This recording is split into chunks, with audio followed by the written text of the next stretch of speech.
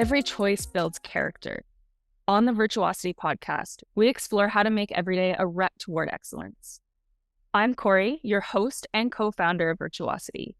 My journey into character development began in sport, where I discovered that strengthening my character didn't just improve my performance, it transformed my entire life. Since then, I've been gripped with understanding how we can intentionally build character to fuel both personal and professional success. At Virtuosity, we believe character is like a muscle. It needs consistent training. That's why we've built a research-based system that acts as your character gym, making character development practical, scalable, and accessible, even within the largest organizations. On this podcast, we sit down with participants from our flagship Virtuosity program, where individuals commit to a full year of daily character development powered by Virtuosity. Our guests will share why character matters to them, how they're applying it in their personal and professional lives, and the insights they've gained along the way. We hope these conversations challenge, inspire, and equip you with new ways to integrate character into your own journey. Subscribe to stay up to date with our weekly episodes, and if something resonates, share it with your friends and colleagues. Ready to start your own Virtuosity journey? Download the Virtuosity Character app or visit virtuositycharacter.ca to learn more. Now, let's dive into today's episode. Hello, everyone, and welcome to the launch of the Virtuosity podcast. Today, I'm here with Virtuosity's other co-founder and also the co-lead of the Virtuosity program, Dr. Mary Crossan, who, yes, is also my mom. Mary is a distinguished university professor and professor of strategic leadership at the Ivey Business School, Western University, Canada. Her recent research focuses on the development of leader character as a critical foundation to support and elevate leader competencies. In 2021, Mary earned recognition on a global list representing the top 2% of the most cited scientists in her field. Additionally, she has been honored with a Lifetime Career Achievement Academy of Management Distinguished Educator Award.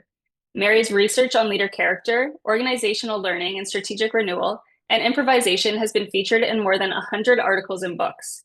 She is co-author of Developing Leadership Character and the Character Compass, Transforming Leadership for the 21st Century, co-host of the Question of Character podcast, and co-founder of Leader Character Associates. Welcome, Mary. Good to be here, Corey. So I'm going to jump into the first question, which is a question I'm going to be asking all of our guests. And it starts with, why does character matter to you? Whoa, that's a loaded question. And I wish that I had understood it a lot earlier in life. I think like a lot of people, Corey, character was in my life. I had two incredible parents as role models. If I understood the science of character way back then, I would have really been able to articulate why I think they were such incredible mentors and cultivating. I mean, I grew up in a family with 9 kids, and my parents kind of cultivated, if you want to call it, a bit of a character community, which even today, as you know, is ever expanding, incredible and engaging, supportive network of people. But you talked to my bio. My background is a lot in strategy, organizational learning, innovation. For the first 25 years of my career, I was really motivated to help organizations navigate uncertainty, complexity, volatility with great strategy, organizational agility, et cetera. And I, motivated in that because I believe organizations are the instrument for societal change for better and worse. And so to me, you can have individual development, but you need it within that organizational context that enables and harnesses, right, that great innovation. And really, it's a bit of an embarrassment for me to say that I stumbled into character really as the catalyst for that. And it was in the 2008 global financial crisis that I was heading up the Leadership Institute at Ivey, and we were really asking the question, what were the failures of leadership that led to that economic crisis, and what could we do about it?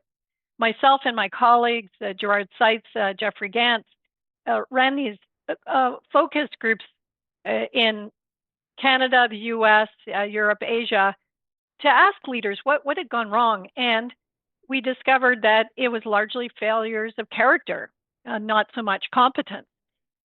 And yet people didn't know what character was. They debated whether you could even develop it. And if I go back in time, that's around then, or 2009, I'm embarking on trying to understand a field that I don't really know a lot about. And thankfully, we're standing on the shoulders of giants, Aristotle, Plato, Confucius, all the ancient, wisdom that comes from that area. Philosophers, bringing that into modern day, and psychologists, Martin Seligman, Christopher Peterson, who had written Character, Strengths, and Virtues, an 800-page research book. The journey, though, that I've had, which I think plays out into some of the other areas that we might get into a little bit later on, was, in the early days, we were just trying to sort out what is character and why does it matter. And yet what I have found in the last 15 years is how much the area that we really need to focus on is, even though we know all of that, how do we develop character as habit? So that's really where I'm at today.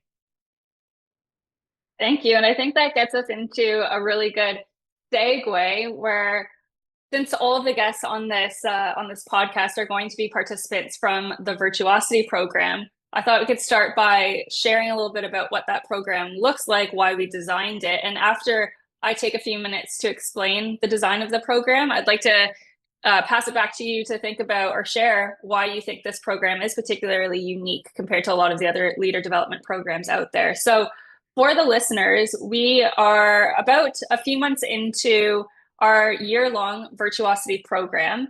And really the design around this program is focusing on the development of character. So Mary talked about moving into what character is, why it matters, into the development, and then embedding character. And so this program is about not just learning about what character is, but moving beyond what we call the temporary bump of learning about character to actually developing character. So the way we've designed this program, it's a year-long program with 12 sessions that are held on a monthly basis. And we essentially start off with a launch session to get everyone integrated into the program. And then from there, we focus on one of the 11 dimensions, each across the year.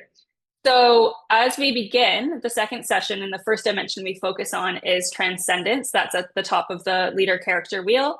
And then we work our way around the wheel, going to drive, collaboration, etc.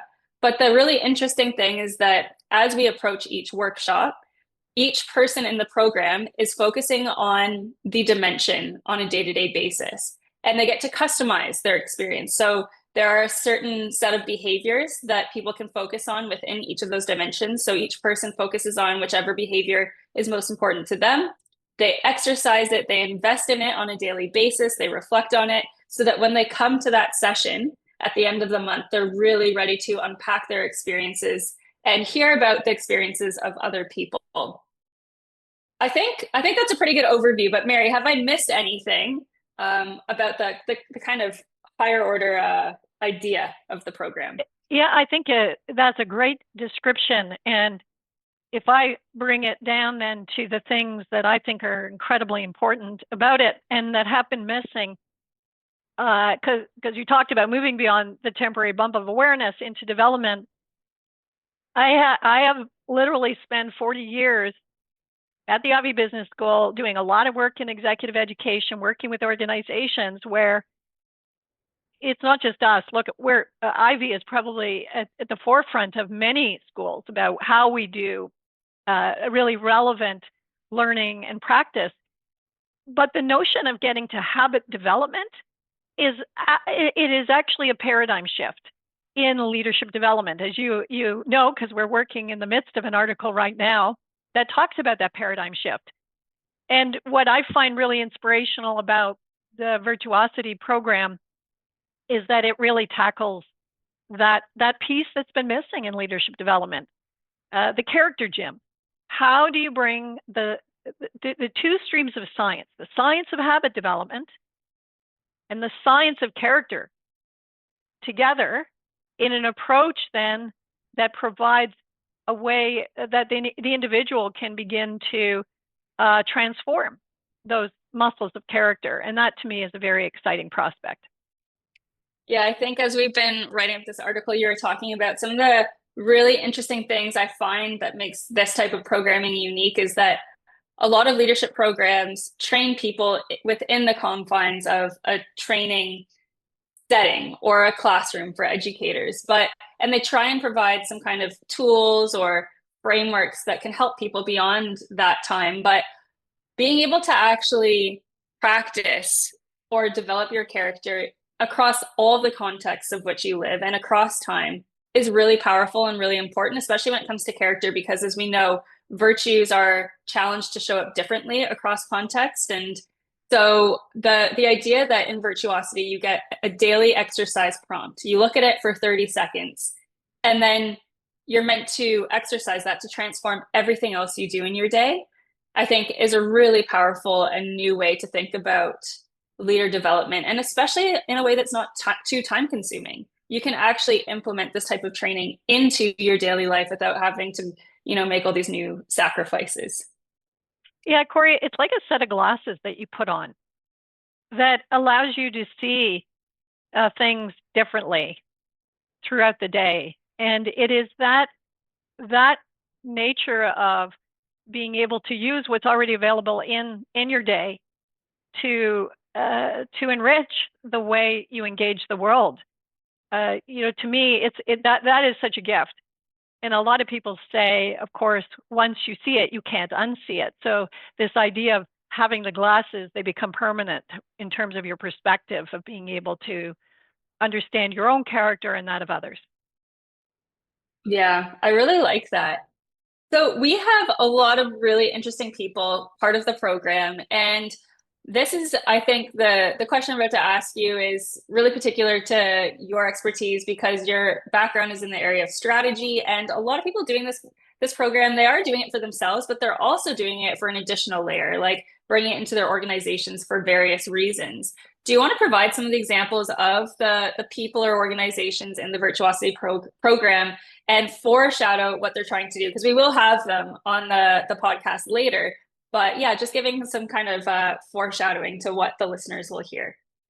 Well, we've got, a group that are in education. And so when you think about, for example, in engineering and medicine, people trying to elevate character alongside competence in higher education.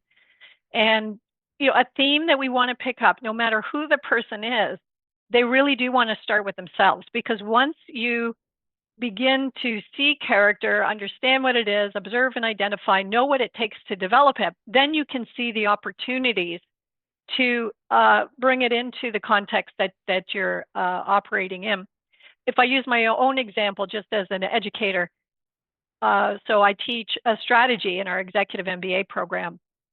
And the fact that I know as much as I do about character, I can elevate character alongside competence in the way that I think about strategy and engage students in that, so that, those glasses that I talked about putting on, well, how do I help them put on the glasses even though they haven't been through the Virtuosity program? So how do I bring character into the conversation so that they begin to see, for example, that the failures of strategy are often failures of character, not so much competence. And as an example, I have a class that I do that lets them pick their favorite example of strategic failure. And with some of the toolkit around character, amongst other things, I let them examine what led to those strategic failures. And it's inevitable that they start to pick up that there is aspects of character. So whether you're in medicine or engineering or law or it's teaching history or whatever it is, beginning to think about as an educator, how could a character lens bring a different kind of perspective on what it is that we're teaching to enable competence. Now we have a number of people on the program who are responsible for education within organizations, executive development, leadership development, curriculum development, and the same thing applies.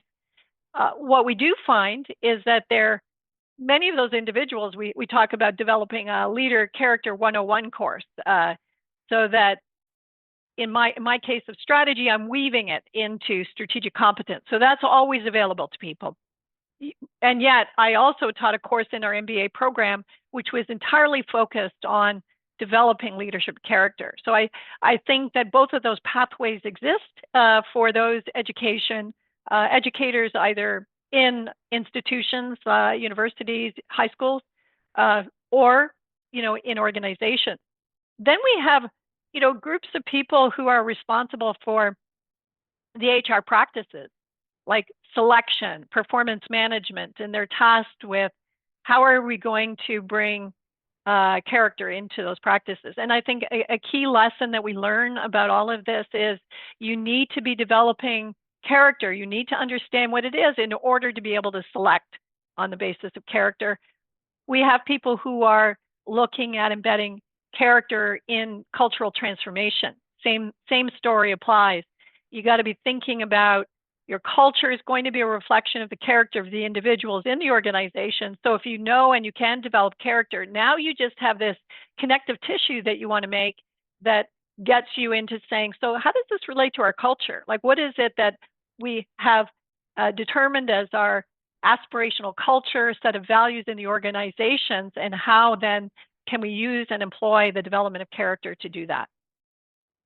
Amazing. And we don't have anyone in the program this year, but we had someone from a sport background last year. And of course, with my background, I think it's particularly interesting, even just to think about this for listeners that might have a sport background, where we find the connection between the coach and the athlete to be so important. In particular, for athlete development, being able to leverage character to enhance your performance and well-being is a really powerful piece. And that's what really got me interested in character in the first place, is that as an athlete, we were always, it felt like well-being was taking a backseat to performance, but you actually don't have to choose between performance or well-being. So that's really powerful from an athlete perspective. And then for coaches to be able to reinforce that, they have to be able to invest in character in themselves to be able to set that, character is something that athletes should value. But in particular, we find that when we've worked with coaches, when we show them, for example, the Virtues and Vices Index, they just get so excited because they now have this really comprehensive vocabulary that they can use to decode, in a sense, or understand their athletes and recognize that every athlete has a very unique path for development. Yeah, that is so, it is so incredibly insightful. You and I have both done a lot of coaching. I wish at the time I had been doing the coaching that I'd had the language of character, and I often talk about even as a parent. In the earlier days, I wish I had understood character, because it's very easy to feed somebody's strengths and reinforce them to create an excess vice. I know you've experienced that in your life for sure. I remember a pivotal moment in a pivotal game where I can actually go back to that moment, and I take this particular athlete, tremendous accountability, tremendous drive, tremendous courage, and there were a number of errors that they were making at a pivotal point in the game, and I should have been activating on humility and humanity and collaboration with this particular player. And I remember activating, saying, like, just kind of revving them up on their drive and their accountability, but they were so revved up on those things that was just the wrong thing in that moment. And again, had I had the language of character, I would have understood that right away. I would have had the good judgment to know what dimensions of character did that person need to activate on to have both performance and well-being. So it's incredibly practical and very important, I think, for human flourishing. Yeah, and on the performance and well-being piece, we also have someone from the firefighting industry in this year's program, and that's something that he talks a lot about, is how do we reach that peak performance? But of course, well-being is so important for sustained and peak performance. So that's been a really interesting parallel to sport. And actually, when you think about it, I do feel like this whole idea of performance and well-being is a notion that really is growing in organizations. It's not just well-being because we should focus on well-being, but actually the two really do go hand in hand. So character is such an important piece into that. And working with Jamie in the fire sector, the piece I'd also like to bring to people's attention is just the incredible role of judgment. And you see it in firefighting in many areas, judgment under time pressure, under scarce resources, of course, an area I studied was improvisation, that improvisational capability. How do you co-create solutions in real time? It's all that space of agility. Judgment is central to that. Sure, you have practices and routines that you want to be thinking about, but that will never give you all the answers that you need to get in the moment. And so I want to give this sort of focus, again, if we lose sight of it, around the incredible role of character-based judgment. Mm-hmm. And then perhaps just to wrap off the group of participants that we have in the program. I mean, we certainly haven't covered all of them, but we have a large group of people that are also simply focusing on character for themselves, whether it's to increase their well-being. We've heard be a better parent, for them to be able to perform better. And I think that this focus on self-development, no matter what your kind of application aspiration is, as you said earlier, that actually starting with the development of your own character is such a foundational place, and it will help you see opportunity where you can apply it, whether it's different areas of your personal life and across your organizations. I think that's exactly right. And it's one of the reasons for me why Virtuosity program is a central piece of what I look for in the month. It's that conversation that I know I'm going to have once a month. And of course, the app that I'm doing every single day, it is the foundation for me going to character gym, meaning that it's like, no, whatever sport you're going to play, you got to go to the gym, right? You have to have good exercise, nutrition, etc. To me, the app is always about how I cultivate the best version of myself. And it's a never-ending kind of progress. And it's different than actually the physical gym in the sense that there is a bit of a limit to what our physical exercise can do and how much can we do of it in a day. And I discover around character, those glasses that you put on and the way that you can cultivate who you are becoming while you're busy doing is enormous potential. And that potential is for yourself, for sure. I love this idea of you put the oxygen mask on yourself in a airline disaster, is that we've got to put the oxygen mask on ourselves so that we can be our best selves in the day. And then being able to bring that kind of quality of character contagion to all of those around us. And you ask yourself, are you the person that people want in the room or out of the room? Are you the person that brings the best out of other people or the worst out of people? And I think the whole space about character and its development allows us to see that potential for our own human development and the potential to be able and to enable others in their development as well. And from that point, you then see all of these other opportunities for how you're going to transform your organization, its culture, its selection, and all of those other good strategic pieces. Perfect segue into our next section, where I wanted to ask you, with your strategic background, well, first of all, actually, we wrote an article on using Virtuosity to make a strategic impact in organizations. It's called Cracking the Code, and I'll provide a link in the notes. And in this particular article, we talk about the strategic impact moving across two axes. One is breadth of implementation, and the other one is depth of implementation.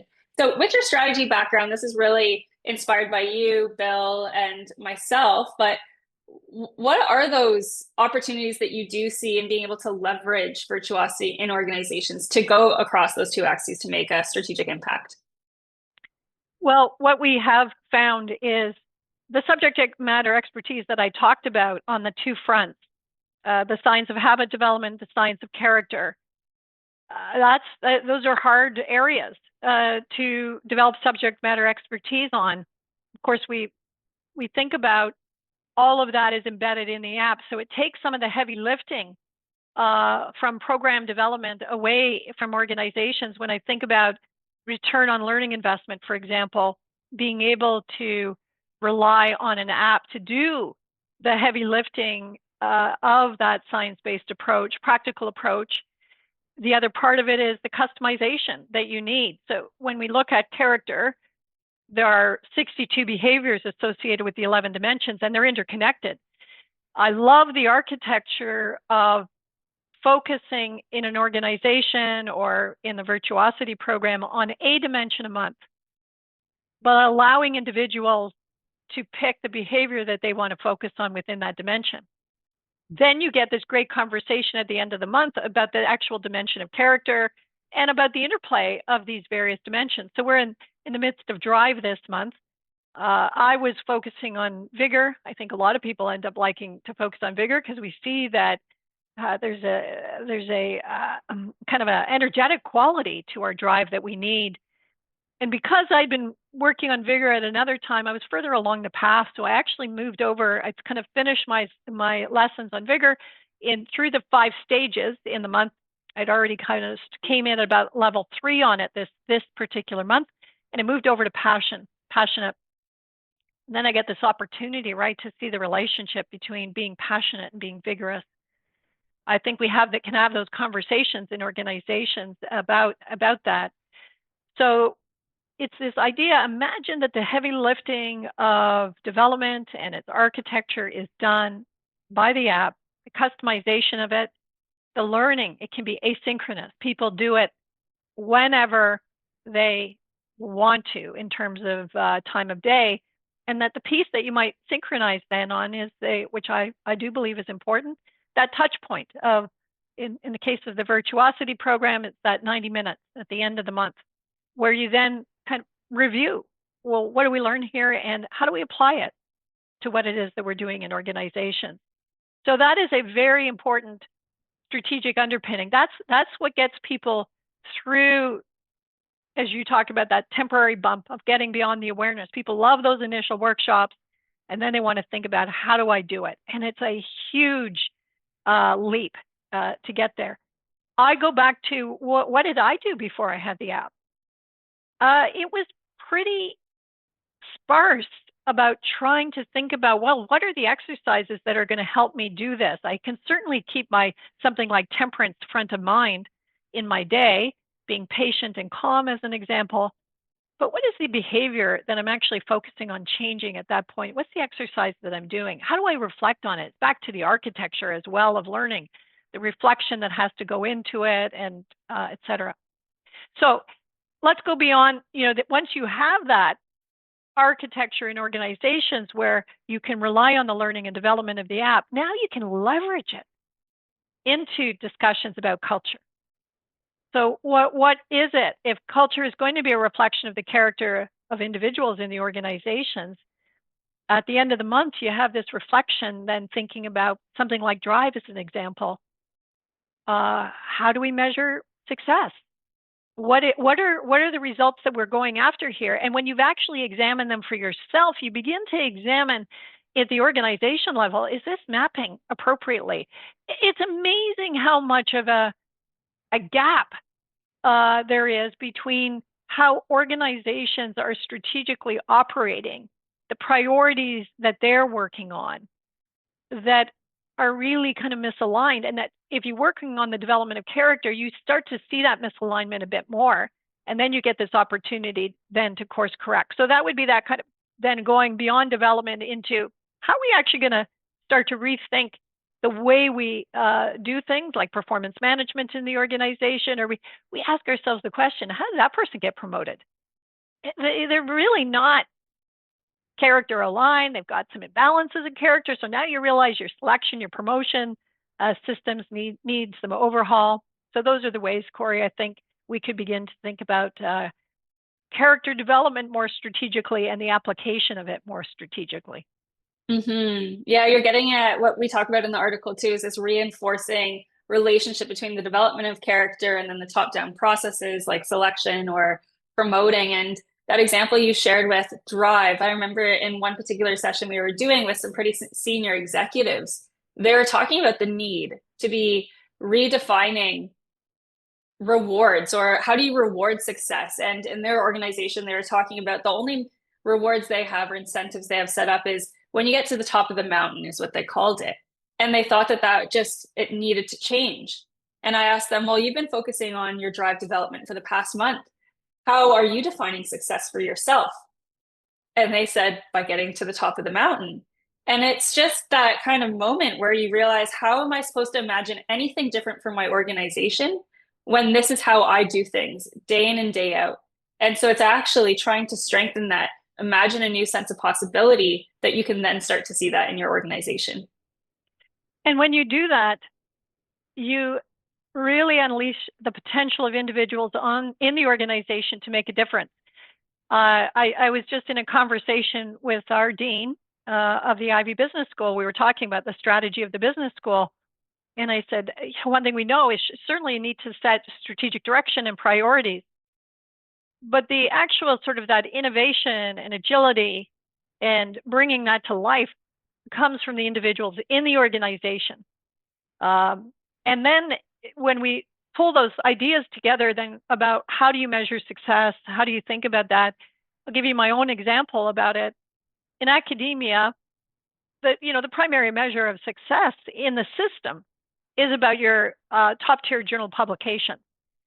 And yet, even the Ivy Business School, we look at being able to engage in really high quality learning experiences.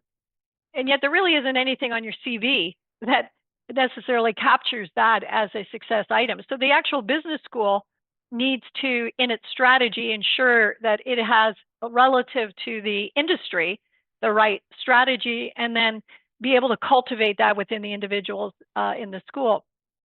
But there's always gaps between what the organization is trying to do and the individuals. And what I love about character is that if you unlock that potential within the individual, they will always then bring their character alongside competence for high performance and well-being.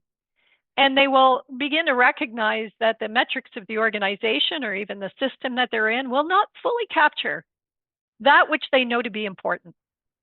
And that you rely on the individual judgment and decision-making to enable that. I'll give you an example that, when I look at picking up recently becoming a contributor, regular contributor at Forbes and writing, it really isn't something that's sort of picked up or rewarded in any particular way.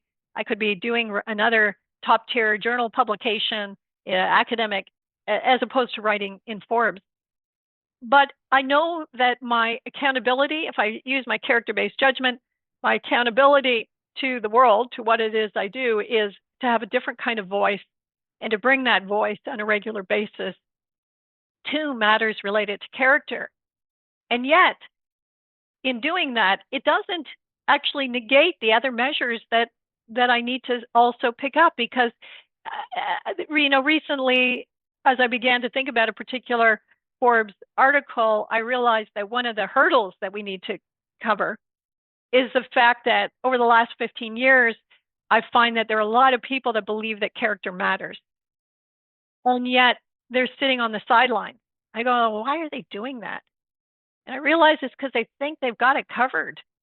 They think that they are people of good character. They think it's covered by the values of the organization. And that prompted me to work with you then to develop this idea of the character quotient. And these 10 questions, which will be a pulse check on the degree to which organizations are fully embracing the possibility of character. Having done that, in all likelihood, we'll set up an entire research program that might then feed back into top-tier academic journal articles. But this kind of an interesting cycle of, if you continue to pursue the things that are important and worthy, you will find that you can start to connect the dots and you unleash the potential of the individuals in the organization to do the good work that we want them to do. Yeah, I really love that. And the character quotient, we're going to come back to that in about one question from now. That'll be how we wrap up our time together. But before we get to that one, I did want to ask you about your experience with Virtuosity. And so for the listeners that don't know much about Virtuosity, the particular mobile application that we've created, as we've kind of hinted at earlier, is essentially like a character gym. And this is really inspired by some of my undergraduate work being in exercise science, where this whole idea of you can't just get fit by learning about fitness, you have to actually exercise to become stronger, to become more fit. We actually find the exact same thing with character. You can't just learn about character, talk about character, think character matters. for it to strengthen over time, and actually character can atrophy over time. And so we've put the Virtuosity mobile app together as a way for people to exercise their character in their daily lives. And we've been proposing the idea of the app in an interesting way that might resonate with some listeners, where it essentially acts as a daily vitamin you can take to strengthen anything that's important to you, whether it's relationships, performance, well-being, promotion potential, anything that you want. Character is this really kind of small investment that, or the Virtuosity app itself is a small investment in time that transforms everything else you're doing in life. But at the same time, it can also work as this painkiller, so to speak, where it's also something you can turn to when you're really struggling with something. Like for me, I feel like there's a handful of times every year I'm on the verge of burnout. And that's where I really doubled down on Virtuosity, because I turn to it and it helps me decode what's happening with me, and I can fix it really quickly instead of letting it get out of hand. So you've been using Virtuosity really, really intentionally for over a year now, and even beyond that. What are some of your experiences in terms of how it's deepened even your understanding of character, and how it's transformed the practice of your character and other impacts of that practice? Well, I really reinforce your notion of the meta habit, the pill. In fact, I wrote that Forbes piece looking at New Year's resolutions, is that if you're going to make a New Year's resolution, start with character, because no matter what it is you're trying to do, character underpins it. You look at things like under courage, tenacity, determination, resilience. Oh my gosh, what great behaviors that you need to do what you need to do. The patience and calm that come from temperance. Amazing. Thinking about that you can develop and strengthen these muscles. The piece that I continue to learn is how much there is to learn about them. In the month of January, February, as I moved into February, working on transcendence, and I was working on being appreciative. And I think I'm a pretty appreciative person. But what I realized is I rarely push into close to the excess, which is awestruck. And it is like, I need to feel a little bit more. I want to actually feel that excess and know what that looks like more often, because I want to know, I know what the deficiency looks like, and I often talk about transcendence as being like that solar energy that we bring to our lives, right? It brings us that uplifting sense of possibility about things. And I remember you showing in the Virtuosity program the visual of this giraffe with its head above the clouds, and that is a little bit like, I want a little bit more of that. I need to press hard on the development of my appreciative, because I'm well short of anything close to excess on that. In contrast, there are others where I'm always, on the excess side. And therefore, the learning for me, of course, is that I need other dimensions of character to support it. So my decisiveness, when we get to judgment, always going to be, it's rare for me to be indecisive about something. And there's a whole thing that you begin to learn about too, about, well, why are you this way? And why do you, value that decisiveness so much?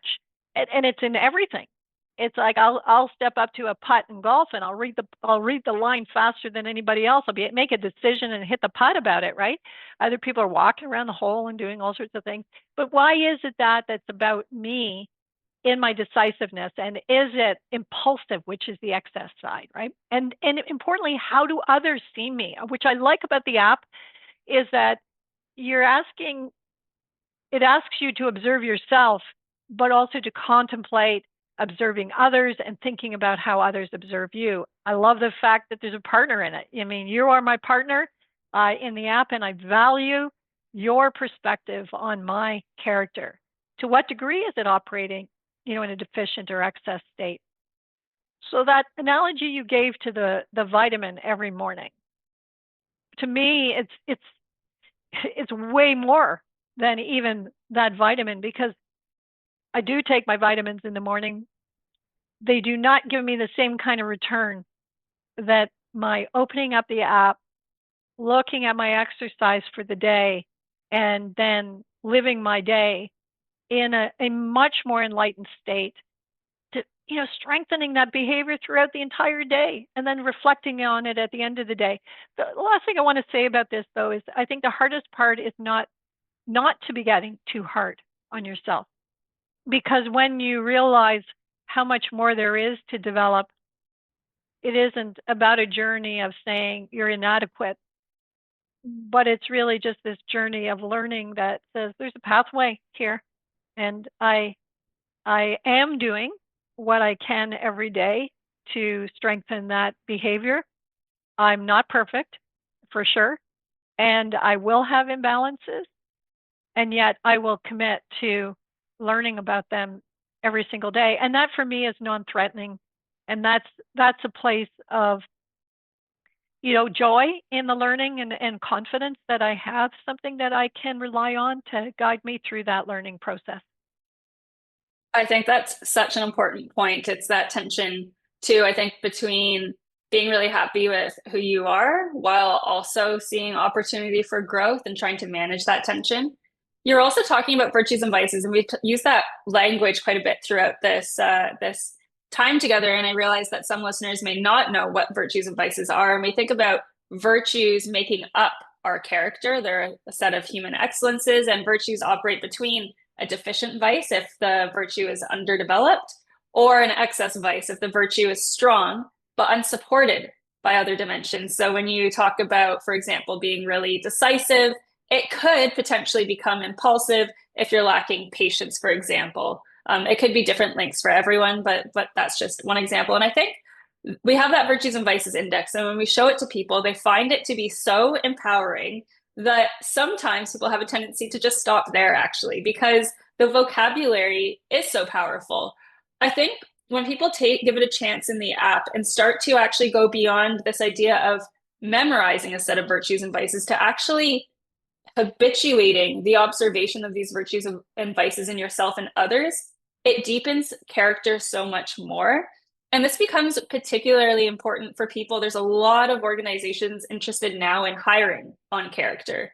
And being able to actually practice observing how virtues and vices show up differently person to person is really powerful and important to be able to hire on character. And just to give a really basic example, bravery is a virtue.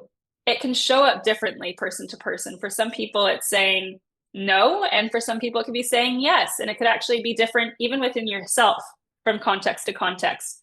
So the app does a really good job in being able to habituate the observation of those virtues and vices instead of just stopping at that language. I think that's like part of that getting beyond the temporary bump, where people go, oh, wow, that's so insightful.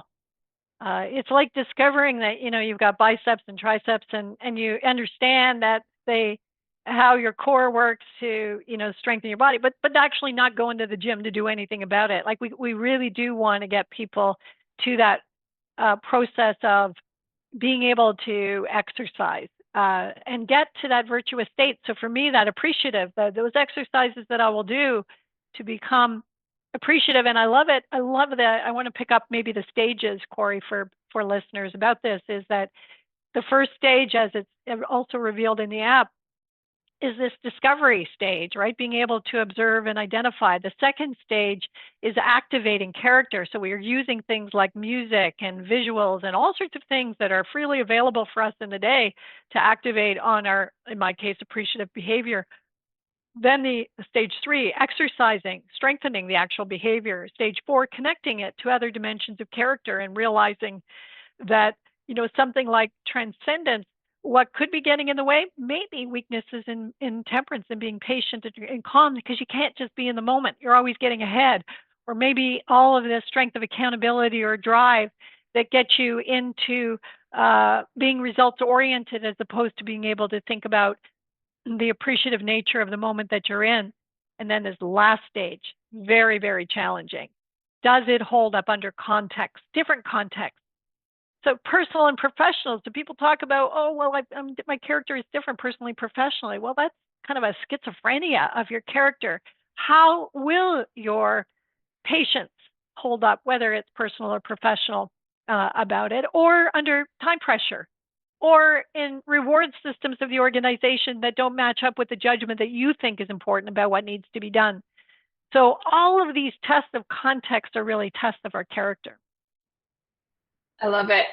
So, okay, final question as we are wrapping up, and we can take a little bit of time on this one. It's the idea of the character quotient. I think it's such a fabulous idea, and I'm excited to dig into it more, especially because this is going to be a question that we ask all of our guests on the Virtuosity podcast. As they come onto the podcast, they're going to have taken the character, or they are going to have calculated their character quotient. They're going to talk about their scores, what they are proud of, their challenge areas, etc. Do you want to walk us through the idea behind the character quotient, perhaps some of the questions, and what you're hoping will come out of this?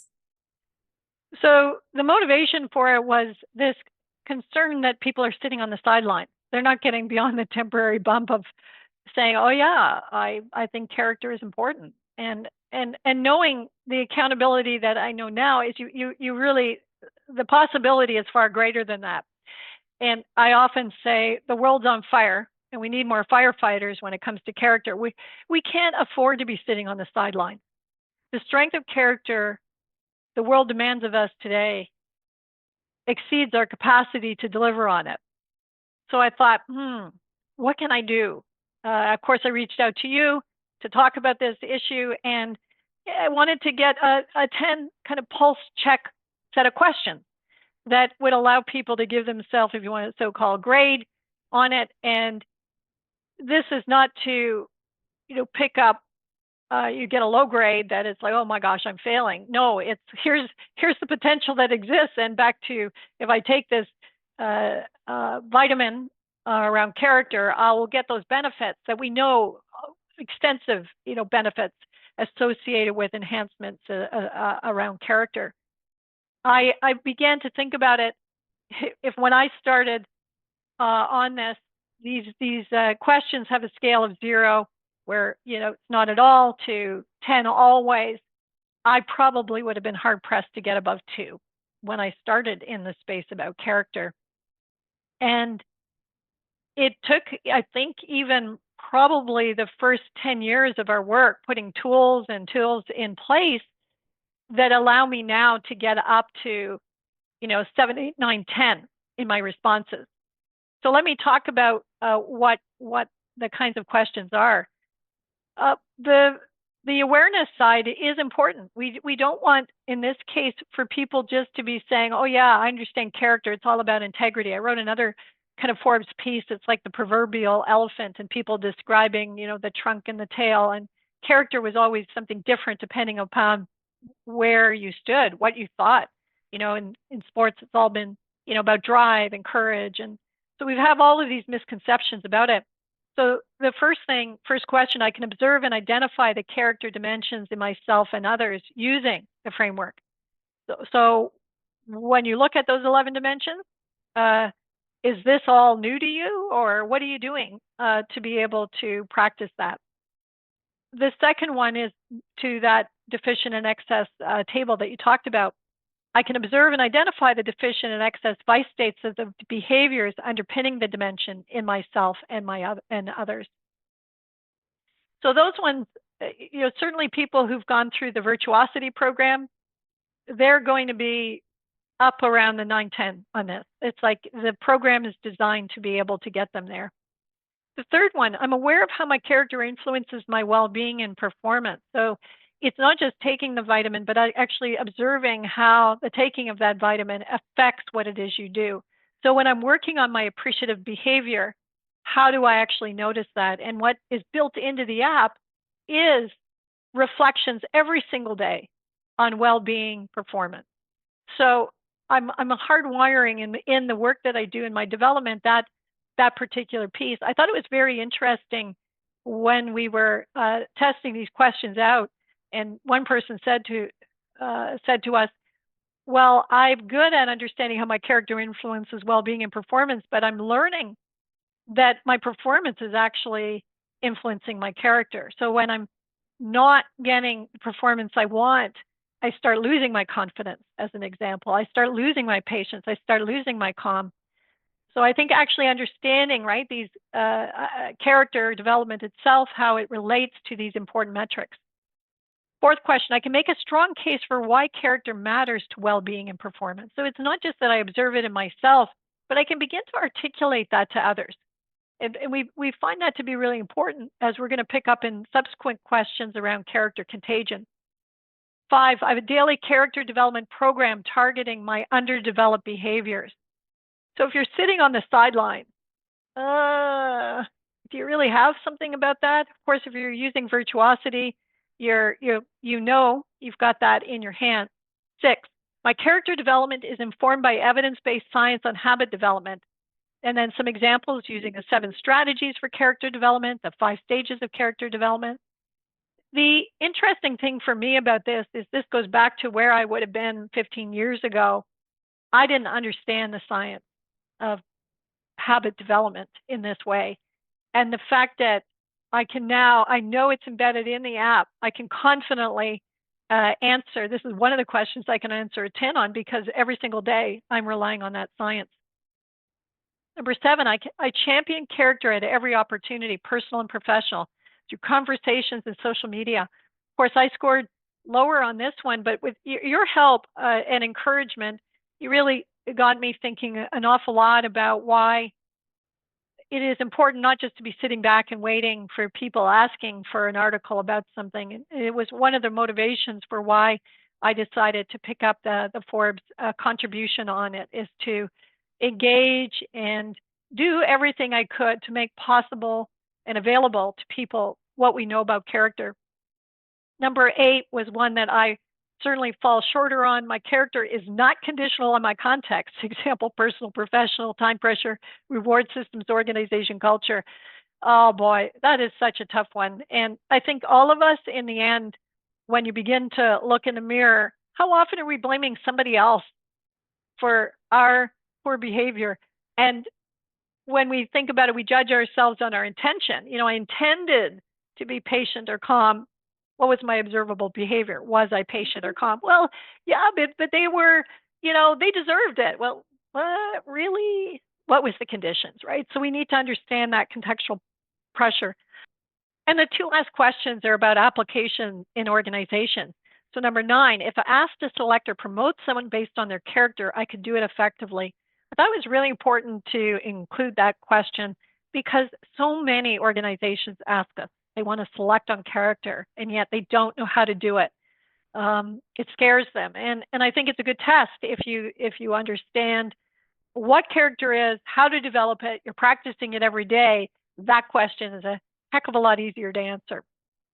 Number 10, I actively work to embed character in my context. Example, training and development, human resource practices, organizational culture, risk management, strategy. And here I find that it's a weaker area for me. It is in training and development because I have background in strategy. I've tried to engage it in the strategy of the Ivy Business School. So while I'm helping all sorts of other organizations do this, I have to look in the mirror and say, am I doing as much as I could enabling that in the practices at Ivy? So those are the 10 questions, and to me, they're really a great guiding set of questions that help people identify the gaps. Yeah, it's going to be such a powerful tool because the awareness development and application all reinforce each other. So as you said, hopefully this isn't going to get people down, but instead see the opportunity for growth and knowing that we have, as you always say, all the tools in the toolkit to be able to do all of these things really well. We will make sure that the Character Quotient article with the questions are included in the show notes so that all listeners can also take that assessment for themselves.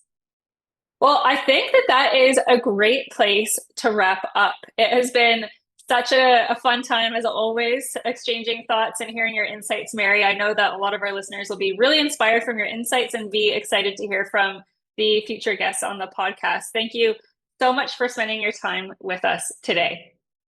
My pleasure, Corey, and a real thanks to you.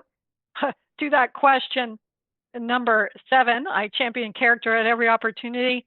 You are my mentor on that one because I look at everything you're doing to try to bring this into social media, give all of these podcasts for people, and a real thanks to you for providing that leadership.